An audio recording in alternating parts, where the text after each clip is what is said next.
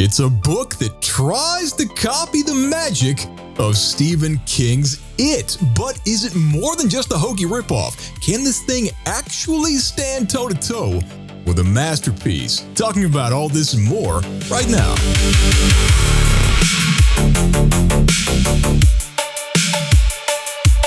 Once again, coming in hot, Rex Reindeer back with you. So glad you tuned in. Making reading fun again here on the program, as always. And today, talking about a book that I read. I was hoping to scratch an itch with this book. And if you've ever had a dose of peak lit before, you know what I'm talking about here. You know how it is. You read a book that has no equals, and you fall in love with it. And then you finish it, and you're left with a void. And you want to fill that void, but you can't. So you look for the next best thing. Clones. Copycats. Xeroxes.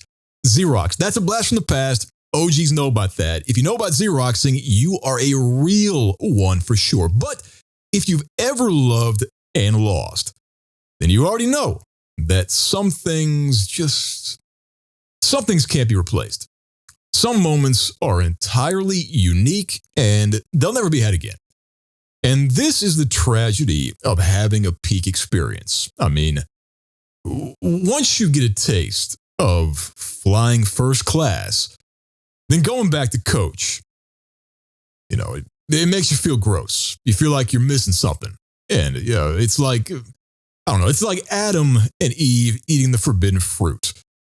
Once you've had that special sauce, regular stuff just ain't hitting. And the special sauce I'm talking about in this case is actually Stephen King's It. Now, you would have to be smoking crack to say that book is not peak. It is peak lit. If you disagree, you are wrong. Talk about it in the comments, but for real, there is no horror novel that even comes close to doing what it does for the horror genre in literature. I mean, the pacing, the character development, the tropes, the atmosphere, dairy. I mean, it's a fucking work of art. It's a fucking work of art that moonlights as a dime store paperback. And once you've read that book, you get greedy. You get greedy for that level of quality. No matter how you feel about Stephen King, there is a reason why his fiction books are in every bookstore on the planet. He's a good storyteller. And I wanted to find a book that would give me the same feeling that I got while reading it. So I started screening some candidates here. I opened up the human resources department here. I looked at resumes. I was in the comments on Goodreads, and I was trying to find that diamond in the rough. And then it came across my desk. December Park. That's the book we're talking about here today, December Park, by Ronald Malfi, published by Medallion Press. This book has the DNA from It. Undeniable. Undeniable. You cannot talk about December Park without talking about It, because Malfi seems to be borrowing all kinds of pages from the King playbook here.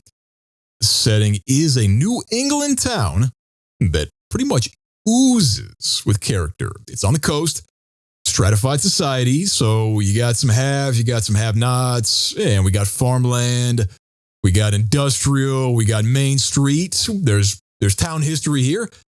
There's dark, scary places behind quaint little suburban neighborhoods. And we also got some distinct seasons, and we got a cast of relatively young characters navigating through those seasons. But most importantly, we got innocent kids getting murdered. Now, both books have this stuff.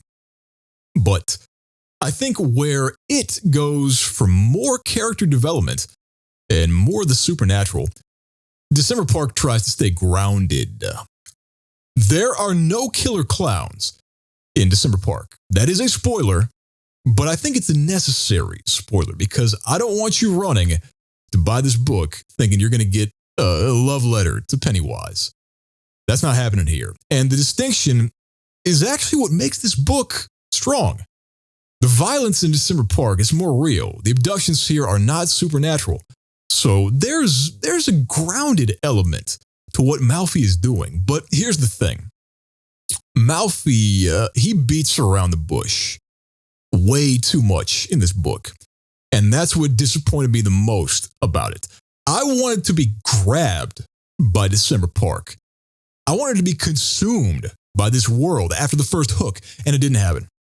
It didn't happen. It's a slow burn that gets even slower as the book drags on here. And just when there's a shift, just when you expect things to get a bit juicy and you expect some killer action or some drama here, somebody taps the brakes. And there's no real killer action until the final act. It's bogus. It is really bogus. And I was baffled by this because I hit the last 50 pages and there was no climax in sight. And I wondered how Malfi was going to land this plane with almost no runway. And the plane, it doesn't really land here as much as it falls out of the sky. This book, it has one of the worst endings that I've read all year. And I say that because it pretty much flips a middle finger to all the character development that happened up to that point. And, there really wasn't much of that to begin with here. You don't get characters like Richie. You don't get characters like Ben, like Bev from It. This book, it does follow a crew of misfits, though. They're just not as nice. They're not as wonderful as the Losers Club here. You got a high school outfit. It orbits this one kid, Angelo. His dad's a cop. And they live all together with Italian grandparents. It's quaint. It is very quaint. But it's hard to really like Angie and his misfit friends because there's just nothing to grab onto here. With King, he wanted us to be genuinely interested in the Losers Club. He wanted us to care about them, so he humanized all of them. He made us relate to them. He made us love them even because we saw ourselves in those characters. Now, you might see yourself in Angelo and his gang if you're a dickhead because that's what all these characters seem like. Seriously, they're check the boxes. They're paint by numbers. And just when you think there's a reason to care about them, Malfi stops short. Again, this is what aggravates me the most about this book here. It doesn't go far enough. I mean, look at King. Look at King. Look at It. That book went so far into the black that we had space turtles. We had hate crimes in It. We had one of the most realistic depictions of domestic abuse to ever end up in a fiction book. And this is why December Park just cannot measure up. It cannot. Because instead of going into the black, December Park, it stays safely in the blue. You see, Angelo and his crew, they do all the high school stuff because that's typical here. They get bullied, they go to class, they find out kids are getting snatched and killed. There's one murder, there's two murders, blah, blah, blah. And they investigate, and surprise, surprise, they get it wrong on the first time, but they get it right on the second time. And with barely any time to spare, they wrap this thing up. Like I mentioned earlier, the ending, it comes out of left field. It's a real sloppy finish. And I mean, it's almost as sloppy as the ending to Donnie Darko. You remember that film? Donnie Darko? That's a great film. But you got to watch that film twice to figure out that ending. Because nobody understands it the first time. Same deal here. And it's not a smart ending either. It's really not. No, Malfi, he's not making a high IQ play here. It's almost like he wants to serve up this incredible gotcha moment, but he doesn't set the stage for it. And that's why this thing, it ends with a whimper instead of a bang. I wanted steak here, but I got hamburger. And it was cold. It was cold. Now, there were some fun beats before the lousy finish. I will say that. There's one heartfelt moment in there between Angie and this black sheep of the group here. And that really tugs at the heartstrings. I loved that. It was real. But those moments, those moments, they're rare and they're far between. And when you look at it, it had so many of those moments. Every 30 pages, you had a moment like that. So I wanted to see more of that stuff in December Park. I wanted more killer action. I wanted the goods, dude. Malfi did not give me the goods. It's like a chef that had all the ingredients to make a banger meal, but he didn't sprinkle enough sauce. So there's no flavor. There's no richness. The thing here, it needs more sauce. And I'm not going to keep beating a dead horse here. So with that in mind, let's go straight to the rating. If you watch the program, then you already know I rate on a scale. The scale is trash, okay, dope, and peak. December Park, Ronald Malfi, Medallion Press. This book is okay. It's merely okay, but the ending is trash. Seriously, that wrap up, it is so bogus. But there is enough here to keep the whole book out of the trash category.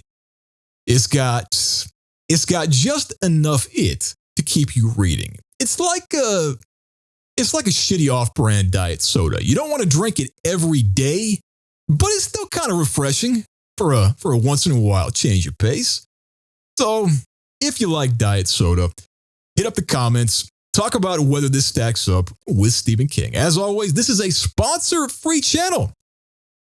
I don't get paid a dime for these reviews. I just do it for the love of the game and the love of lit. Making reading fun again.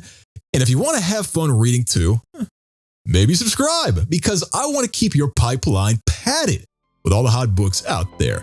Much more to come, but for now, I gotta get out of here. Rex Reindeer signing out. That's it from me today. Be happy, be healthy, and keep reading. I'll see you real soon.